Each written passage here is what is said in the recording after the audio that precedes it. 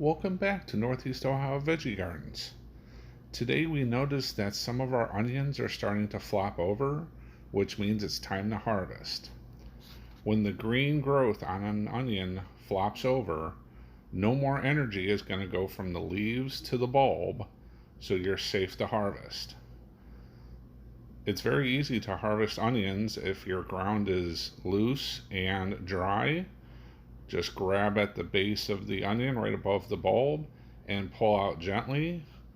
If it's not coming out that way, just go ahead and dig around it a little bit and grab the bulb and pull it on out.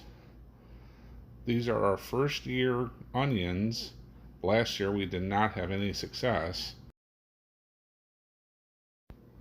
This year we planted what's called onion sets.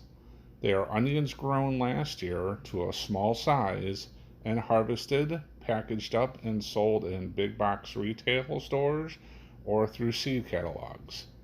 These would technically be second year onions, and sometimes they'll bolt on you and create the seed head, and other times you'll get a nice harvest.